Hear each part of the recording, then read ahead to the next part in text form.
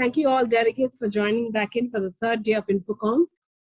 We will begin the day with a very interesting leadership keynote, Accelerating Digital for the Next Phase of Growth. And it is my privilege and honor to introduce our keynote speaker, Mr. Manoj Chugh, who's an ICT industry veteran, and he's also the President, Group Public Affairs for Mahindra & Mahindra.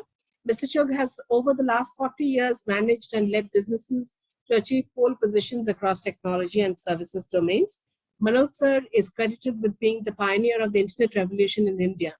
Under his leadership, India witnessed the birth and creation of over 100,000 networking professionals. His experience spans IT systems, integration, satellite communications, networking, information, infrastructure, and global IT services. He has worked extensively with both Indian and global majors. Starting his career with HCL and then moving to Wipro, where he worked for 14 years, Mr. Chugh switched gears and worked with global high-tech firms, including Scientific Atlanta, Cisco Systems, and EMC as the president for the India and SAARC region, and subsequently as the regional president, Global Accounts Asia Pacific. Prior to leading Mahindra Group's public affairs, Mr. Chugh was the president enterprise business for Tech Mahindra, where he was helping customers across 70 global markets to leverage digital disruption for business success. Manoj sir has been an integral part of INFOCOM over these last 2 decades, and we're very happy that he is present today at the 20th edition of INFOCOM. I warmly welcome you, Mr. Manoj Chugh sir, and thank you for accepting our request to be a keynote speaker. Ladies and gentlemen, the keynote on accelerating digital for the next phase of growth, Mr. Manoj Chugh. Over to you, sir. Thank you very much, Raki, for the very generous introduction. Very, very big thank you to all of you for taking time to join the session immediately after lunch. It's been a great honor for me personally to have been associated with INFOCOM over the last 20 years. And I can't believe that 20 years have just flown by. For many friends who I've had the opportunity of meeting physically over the years at this event, I'm certainly missing the opportunity of shaking hands, grabbing a cup of tea, chit-chatting, and enjoying the moments together. And I do hope that we will make up in the near future. I know that the pandemic has taught us many lessons. Many speakers would have spoken about the opportunities post the pandemic. But I think that the lesson which we've all learned from the past of never missing a crisis to do something good should not be lost on all of us. From my perspective, the biggest catalyst for digital transformation has been the pandemic. And my sincere apologies to all the technologists and my fellow travelers for saying so. I know for many years we have been talking about the idea of digital transformation, on how it can change the landscape for our customers, how it can help them run businesses more efficiently, how it can help them serve customers in unique and different ways. And I would candidly say we have had mixed results and perhaps not the results we really wanted. Post the pandemic, I think things have changed dramatically. I remember a few days after the pandemic had broken out, and when we were allowed to go out for a few hours to go and do our daily shopping, we went to our nearby store. And I thought that there would be many, many people queuing up out there to buy their daily wares. And what I was met with was, I would say, an utter surprise. I found dozens of shopping baskets out there, but I found very few customers physically present at the store. So I walked up to the billing clerk and asked him as to where have these customers gone. They seem to have shopped and left their carts all over the store. And he said, no, sir, actually, these are baskets which our colleagues are filling up because people are calling us now and giving us orders while we are desperately trying to get our website up so that we could do some kind of IT transactions. We've never done this before. We've been a well-recognized physical store, but over the last few days, I think we will have to see a way of engaging more digitally with our customers. So I eagerly told them to give me the web address of their website so that next time I could do what others have been trying to do, that is get stuff delivered to the door. And for the first few weeks, I think the experience was absolutely horrible. And I could well recognize that, trying to get a website on when everything is virtual, particularly when you've never even charted out your own digital journey, can be a big, big challenge, can be a daunting task. And yet, by the time the pandemic kind of came to a close, or shall I say wave one of the pandemic came to a close, the website was pretty good, it was slick, it was clean, and the customer experience significantly better than when it had started off a week after the pandemic. I think digital transformation is critical for organizations to deliver sustained outperformance going forward in the future. Now, there are organizations which are born digital, and therefore my friends who come in from businesses which are very physical in nature, which have never engaged in a digital fashion in the past, might turn around and introspect and think and say that maybe there is no opportunity for us to succeed going forward in the future. I just want to assure you that organizations which have been in physical businesses will be incredibly successful in the digital world as long as they follow the mantras that they have learned while delivering physical products and services to their customers over the last many years and decades. I am often asked by my friends who want to move on the digital journey on what is the magic stack, the technology stack, the guru mantra, the special herbs that they need to sprinkle across their organization so that when they wake up in the morning, they are digitally transformed. And my answer to them is very simple. Digital transformation is not about just bringing in a new technology stack. If it was so, lots of organizations would just sign a check and be done with it. It is about going back to the roots. And the roots and foundation of every business is only one. There is only one dharma. There is only one God as far as businesses are concerned, and that is the customer. Therefore, our ability to really go back and look at what the customer wants, how the customer's engagement with the business has changed and is going to further accelerate, is critical to determining success. We all know that many of our customers today reach out to us through the smartphone. Therefore, the question we need to ask ourselves is, how easy is it for customers to come in and engage with us through their smartphone? If our answer is very patchy, I'm not really sure, we need to absolutely go back to the drawing board. And when we go back to the drawing board, we need to get together as a team, break down silos within the organization, and do fundamental problem solving. All of us have been taught enough about problem solving, and I think we are experts in problem solving, particularly guys who come in from the physical world. Yet, we have created silos which have prevented us from solving problems in an agile and speedy manner. And why do I talk about breaking down silos and problem solving and brainstorming together? Because I think it is time for us to relook at redesigning our firms, reimagining our businesses to center ourselves around what we call human-centered design thinking. And we need to do this human-centered design thinking through the eyes of the customer. A fundamental question I'd like you to ask yourselves is, does your customer like you? Or does the customer that you have served for many years, love you? Love is emotional. Like is more metaphysical. Unless you can get your customer to love you, it is going to be very difficult to deliver sustained outperformance, be at the upper end of the quartile, year after year, decade after decade.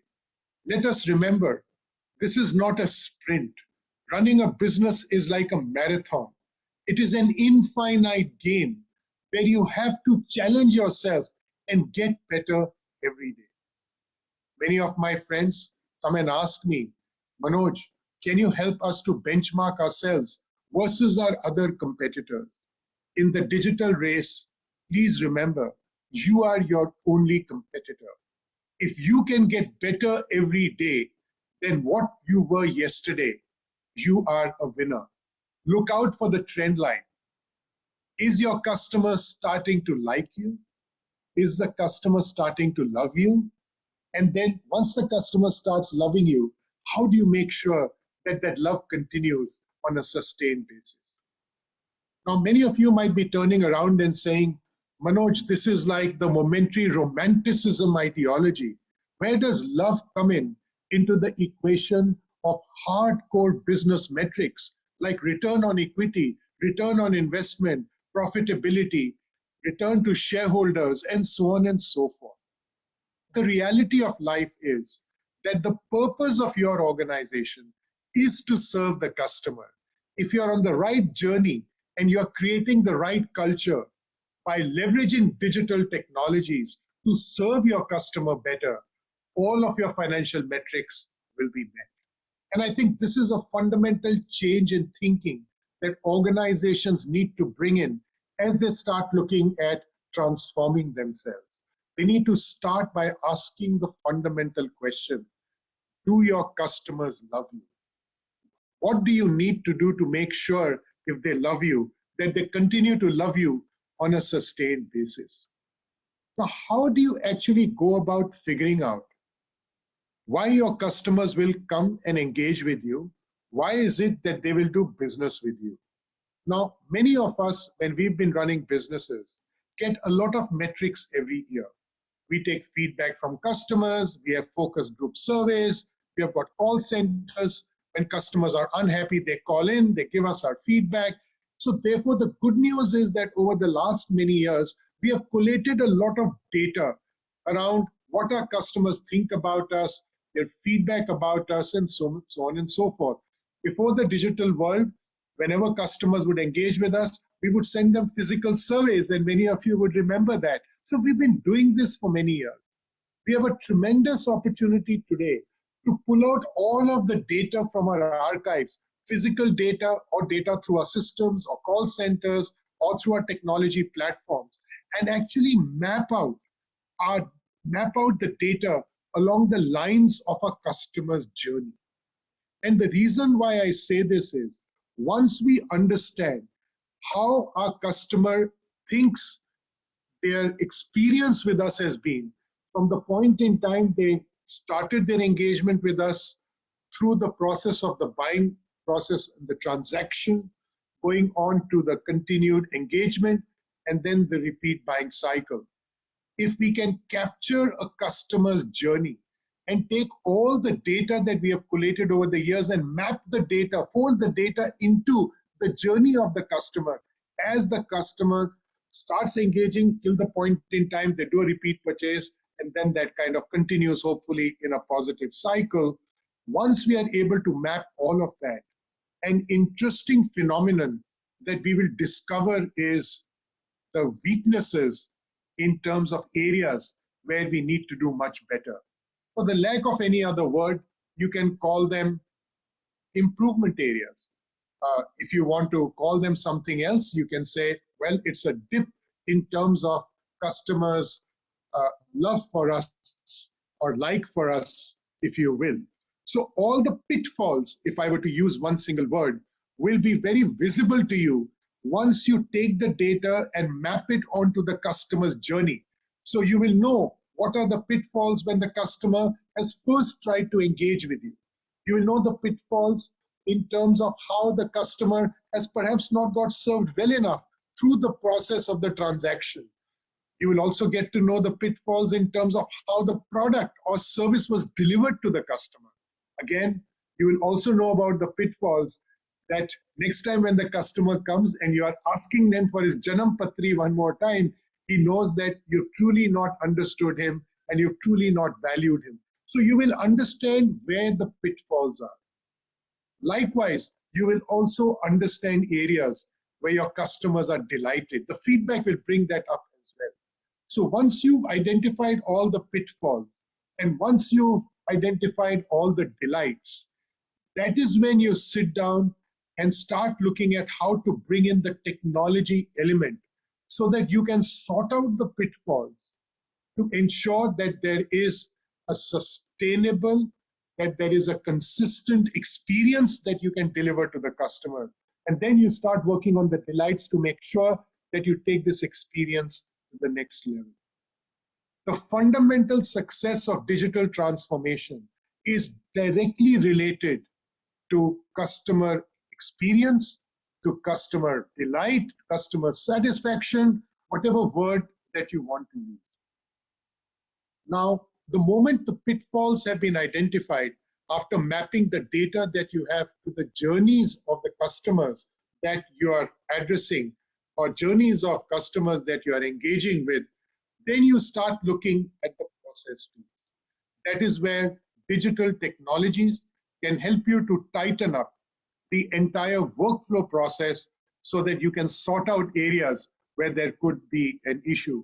So for example, when customers, if they are coming in, they find that there is a problem in terms of matching the invoice to their payment system, you look at that process and then you see how you can inject digital technologies to make sure that digital workers, as an example, can come in and help you to automate that process so that you can solve that problem, you can solve that pitfall.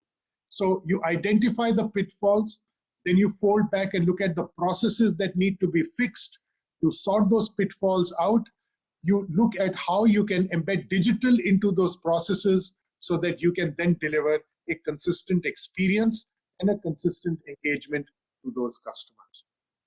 I know it sounds difficult or perhaps easy, depending on where you are already on this journey.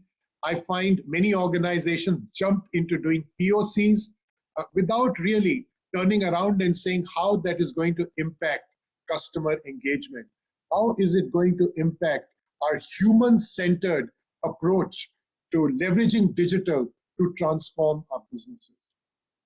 Going forward in the future, digital technologies can help you very quickly get into new markets, address new customers, and perhaps get into dramatically new businesses which are adjacent to your current business. So digital will also help you in your expansion plans, going and reaching out to customers who perhaps in the physical world you may not have been able to do successfully. Please remember, when you are delivering a superior customer experience, whether the customer comes in to you through your physical channel or your digital channel, you must make sure that the experience is consistent. And it shouldn't really matter to the customer whichever channel they come in through.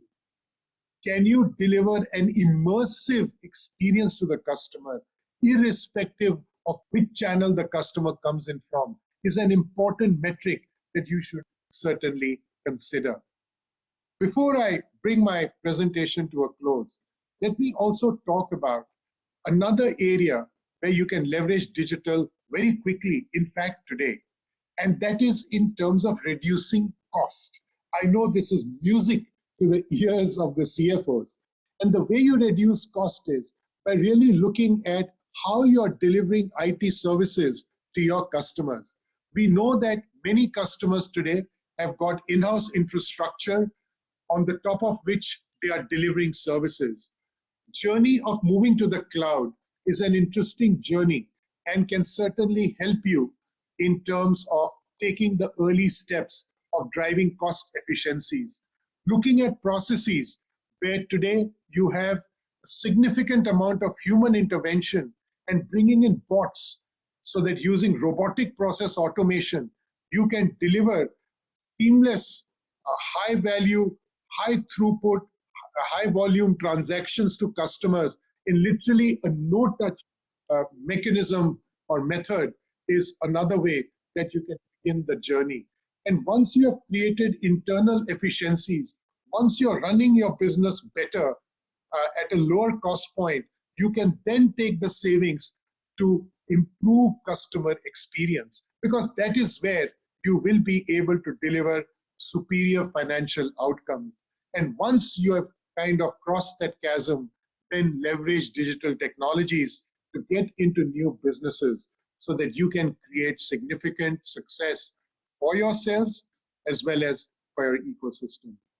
So I hope there have been some important lessons from my own experiences of talking to many friends, working with many bright people, serving many interesting organizations that I have been able to share with you this afternoon.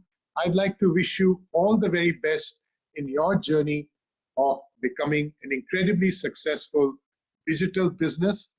Let us not forget, we need to work on our strengths and deliver sustained outperformance.